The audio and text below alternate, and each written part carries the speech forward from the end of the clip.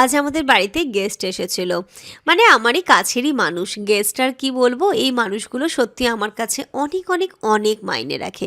তো তাদের জন্যে সন্ধেবেলা কি কি বানালাম, কি কি করলাম, খুব ভালো করে আড্ডা দিয়ে কাটালাম, সেটাই আজকে তোমাদের সাথে শেয়ার করব।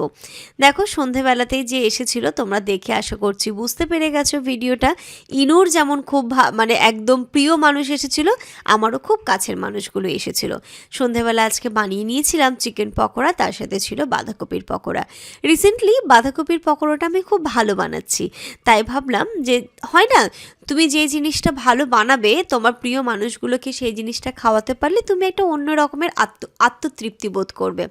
তাই ভাবলাম আজকে চিকেন পকোড়া তো সবসময় করি, সেটা তো রয়েছেই, তার সাথে বাঁধাকপির পকোড়াটা করি। এখানে দেখতেই পাচ্ছ সাভিয়া, হ্যাঁ ওর সাথে আমি বিএড করেছি 2 বছর। তারপর থেকে খুব ভালো বন্ডিং একটা তৈরি হয়ে গেছে।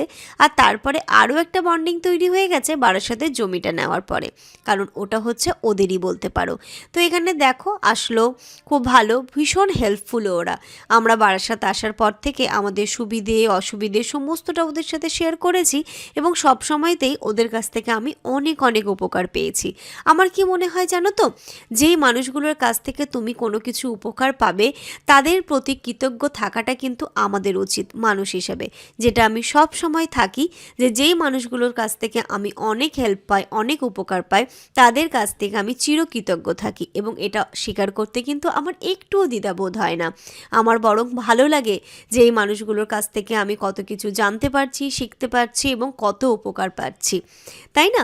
এখানে দেখো সন্ধ্যের টিফিন নিয়ে আমরা বসে পড়ে গেছিলাম একটু গল্প করতে। গল্প করে চা কফি খেতে খেতেই তার কিছুক্ষণ পরেই চলে এসেছিল ইনুর দিদি, হ্যাঁ ইনুর আফি দিদি, মানে পিন্টু দাদারাও এসেছিল। দাদা এসেছিল, তারপরে আপা এসেছিল, আর এদিকে চলে এসেছিল আফিয়া। ওদের জন্য আমি একটুখানি পকোড়া ভেজে দিলাম। তারপরেই দেখো কিছুক্ষণ খেলাধুলো করার পরে চলে গেছিলো। রাতের খাবারটা আমি সাথেই দিয়েছিলাম, বলছিলাম যে এখানটাতে থাক, খেয়ে যাবে, কিন্তু ওই যে ওর সামনে এক্সাম, তো তাই আর জোরাজোরি করতে পারলাম না। ওদেরও খাবারটা দিয়েছিলাম, বাড়ি গিয়ে খেতে পারবে।